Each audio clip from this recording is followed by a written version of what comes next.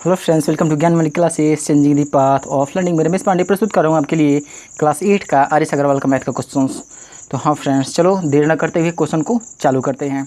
पहले हम लोग कंसेप्ट देख लेते हैं फ्रेंड्स। हम लोग चैप्टर 1 देख रहे हैं, रेशनल नंबर का कंसेप्ट हम लोग देख ले रहे हैं। चैप्टर हम लोग का है फर्स्ट, रेशनल नंबर्स।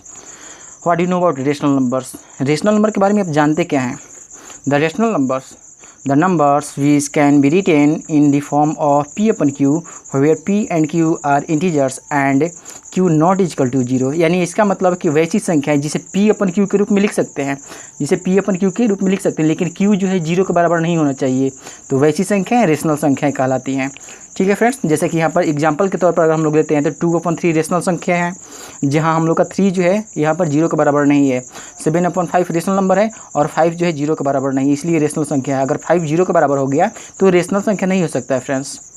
वैसे ही अगर हम लोग 0/6 ले रहे हैं तो हम लोग का क्या हो जाएगा, ये 6 बेस जो है 0 के बराबर नहीं है, तो इसलिए हम लोग का 0/6 भी रेशनल संख्या ही होगा। अब यहाँ पर दूसरा हम लोग देख लेते हैं कि natural number. What do you know about the natural numbers?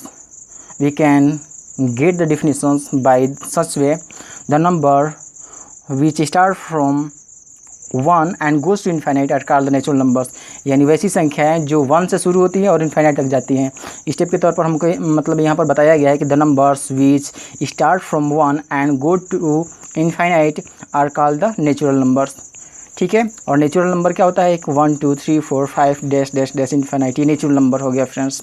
वैसे ही अगर होल नंबर देखते हैं तो होल नंबर क्या होता है? The numbers which start from zeros, यानी जो जीरो से शुरू होता है, and goes to plus infinite तक जाता है, are called the whole numbers.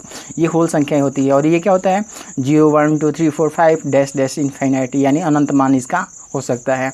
वैसे ही अगर हम आगे चलते हैं हम लोग इंटीजर्स, तो इंटीजर हम लोग का क्या होता है कि सभी नेगेटिव संख्याएं तथा सभी पॉजिटिव संख्याएं और साथ में जीरो को जब पूरा मिला देते हैं तो ये हम लोग का पूरा मिलाकर इंटीजर्स बनता है। जैसा कि देखो यहाँ पर एग्जांपल के तौर पर लेते हैं, जितने भी पॉजिटिव संख्याएं हैं उसको ले लेते हैं और यहाँ पर जितने भी नेगेटिव संख्याएं हैं उसको ले लेते हैं। यहाँ पर सॉरी फ्रेंड्स, ये मान छूट गया है, यहाँ पर हम लोग मान चेंज कर सकते हैं।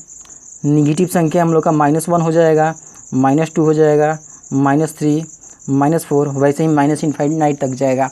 तो जितने भी निगेटिव संख्या हैं और जितने पॉजिटिव संख्या है पूरा मिलाकर और साथ में अगर जीरो को भी एग्जिस्ट कर लेते हैं तो ये संख्याएं मिलाकर इंटीजर का निर्माण करती हैं।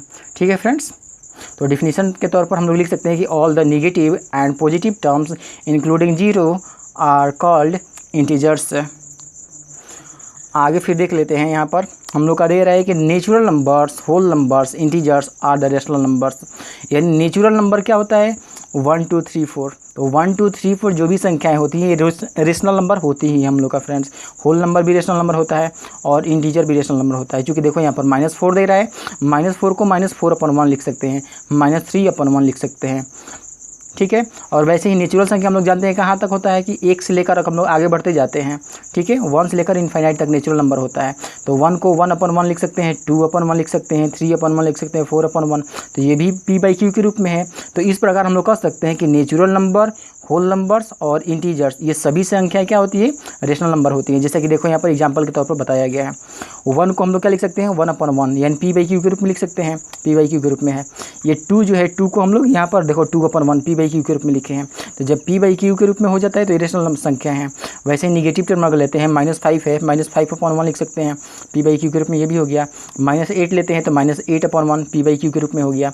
तो यानी वैसी संख्या है जिसे p/q के रूप में लिख सकते हैं, रेशनल संख्याएं कहलाती हैं। इसलिए जो भी होता है हम लोग का नेचुरल संख्या हो गया, होल नंबर हो गया और इंटीजर्स हो गया, सारी रेशनल संख्या ही होगी। ठीक है फ्रेंड्स, अगले कंसेप्ट की तरफ बढ़ते हैं हम लोग।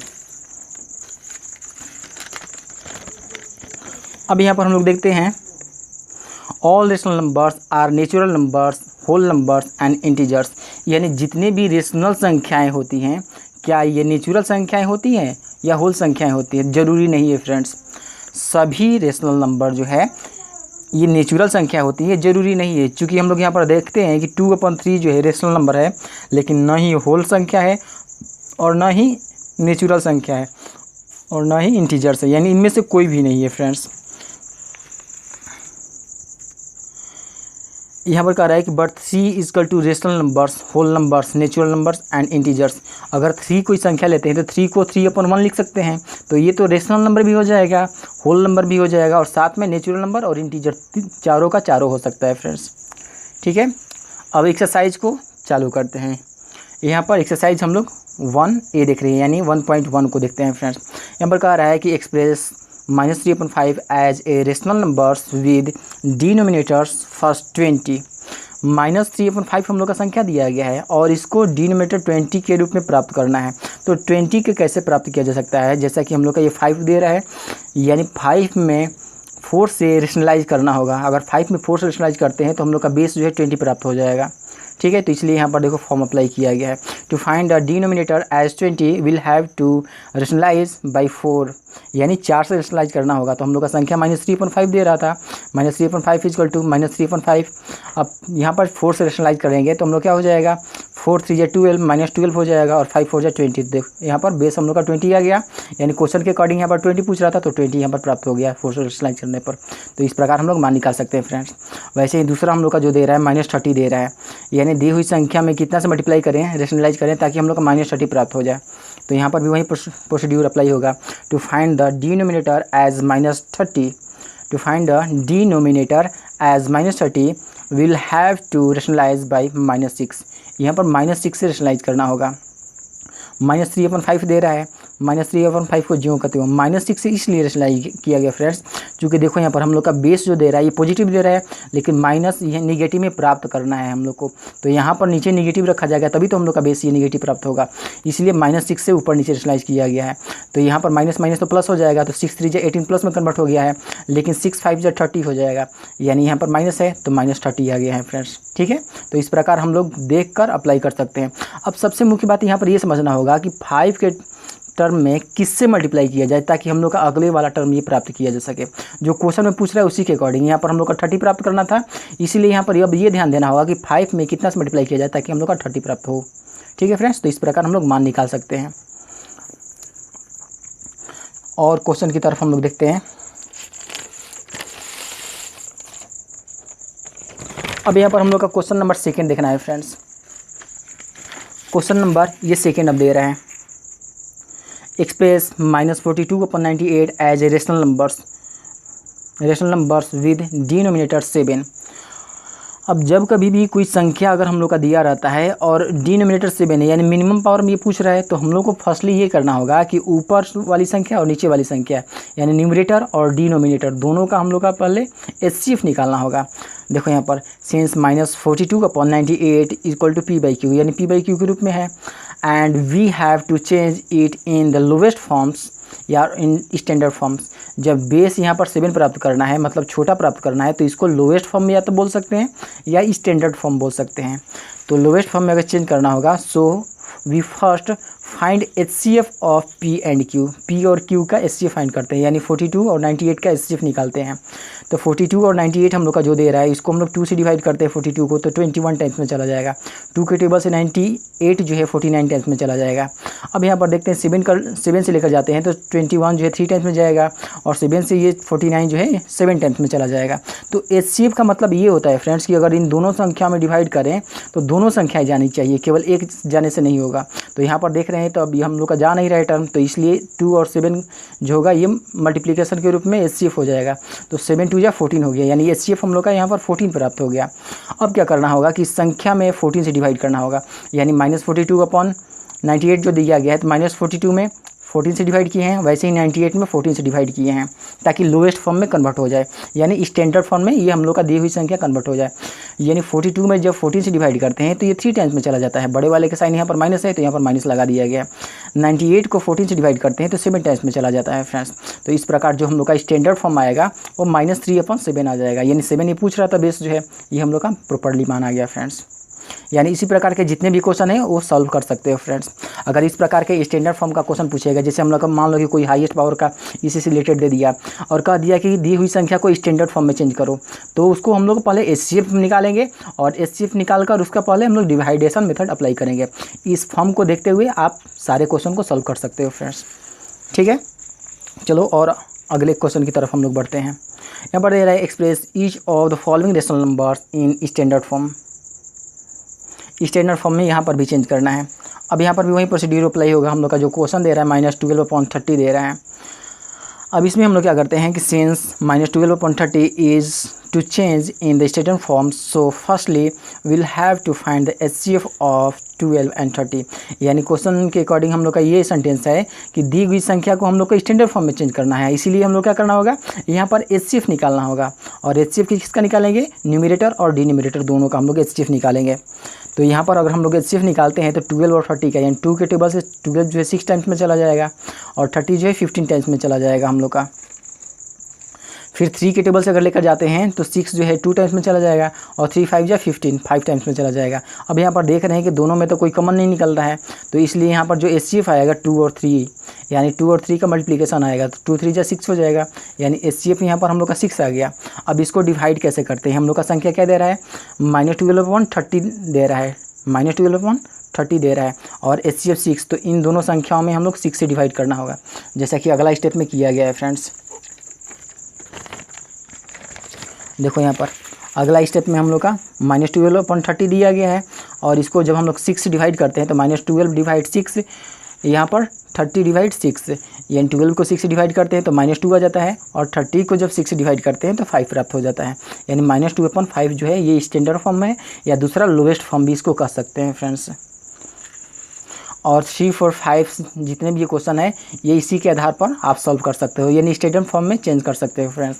अब यहाँ पर ये ध्यान देना होगा, नोट के तौर पर आप लिख लेना friends, the number which is given as a/-b, firstly you will have to change it as a/-b equal to a/-b into -1/-1 equal to -a/b।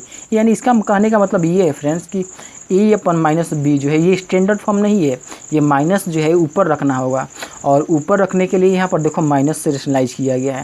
ये माइनस नीचे है ना, ये स्टैंडर्ड फॉर्म में नहीं, ये रॉन्गली फॉर्म है फ्रेंड्स, तो इसीलिए इसको क्या किया गया, -1 से रेशनलाइज करके ये स्टैंडर्ड फॉर्म में देखो -a/b ये स्टैंडर्ड फॉर्म है, ठीक है, यानी इसी रूप में होना चाहिए, ये हम लोग का सही रूप है। तो पहले दी गई संख्या को हम लोग क्या करते हैं, इसको राइट वे में लिखते हैं और उसके बाद हम लोग उसका HCF निकालते हैं, ठीक है फ्रेंड्स। चलो और क्वेश्चन देख लेते हैं। यहाँ पर क्वेश्चन नंबर 5 अब देखते हैं, कह रहे कि which of 2 rational numbers is greater in the given pairs. इनमें से दी गई संख्याओं में से कौन सा संख्या बड़ा है, 3/8 और 0, यानी 3/8 बड़ा है या 0 बड़ा है, इसको हम लोग देख लेते हैं। यहाँ पर दिया गया हम लोग का इक्वेशन जो है 3/8 और 0, 3/8 को ज्यों का त्यों लिख दिए हैं और 0 को हम लोग लिख सकते हैं कि 0/1, इससे कोई अंतर नहीं पड़ेगा, 0/2 भी लिख सकते हैं, इससे कोई अंतर नहीं पड़ेगा फ्रेंड्स। अब यहाँ पर कंपेयर करते हैं तो क्या हो जाएगा, to compare the terms we apply the base equal method. Base equal method क्या होता है, जैसे यहाँ पर बेस 8 है तो नीचे वाले का भी बेस 8 करना पड़ेगा फ्रेंड्स। तो हम लोग क्या करते हैं कि 8 और 1 का पहले LCM निकाल लेते हैं, जैसा कि देखो यहाँ पर अप्लाई किया गया है, a/b यानी 3/8 यहाँ पर दिया गया है। अब यहाँ पर हम लोग देख रहे हैं कि इन दोनों का LCM हम लोग का क्या हो रहा है, 1 और 8 का LCM जो है 8 हो रहा है। 8 के टेबल से 8 1 टाइम्स में जाएगा तो देखो यहाँ पर 1 से रेशनलाइज किया गया है, 3/8 में 1 से रेशनलाइज किए हैं तो 3/8 प्राप्त हो गया है। फिर वैसे ही 0/1 दिया गया है, 1 के टेबल में 8 जो है कितने बार में जाएगा, देखो यहाँ पर LCM निकाला गया है, 8 और 1 का LCM 8 हो जाएगा। 1 के टेबल में 8 जो है कितने बार में जाएगा, 8 टाइम्स में जाएगा और 8 टाइम्स में जाएगा तो इसीलिए 8 से मल्टीप्लाई कर दिया गया है, मतलब यहाँ पर रेशनलाइज किया गया है। तो 8 में 0 से अगर मल्टीप्लाई करते हैं तो 0 और 8 में 1 से मल्टीप्लाई करते हैं तो 8 प्राप्त हो जाता है। तो इस प्रकार अब यहाँ पर कंपेयर करना है, तो कभी भी अगर दोनों का बेस बराबर होता है, देखो यहाँ पर नीचे वाला बेस बराबर होता है तो न्यूमरेटर जिसका ज़्यादा होता है वही संख्या बड़ा हो जाता है फ्रेंड्स, न्यूमरेटर जिसका ज़्यादा होता है वही बड़ा हो जाता है। तो इसलिए 3/8 जो होगा ये ग्रेटर होगा 0/8 से। Hence these terms are like fraction, so 3/8 will be greater than 0/8, यानी it implies 3/8 is greater than 0/1, क्योंकि हम लोग का 0/8 किसके बराबर था, ये 0/1 के बराबर था, इसलिए 3/8 क्या हो जाएगा, 0/1 से ग्रेटर होगा। ठीक है फ्रेंड्स, तो इस प्रकार हम लोग मान निकाल सकते हैं। तो हाँ फ्रेंड्स, आज की क्लास में बस इतना ही रहेगा। ये वीडियो पसंद आया हो तो लाइक तथा सब्सक्राइब और अपने दोस्तों को शेयर के माध्यम से बताते रहें क्लास पसंद आया है। तब तक के लिए टेक केयर, बाय बाय।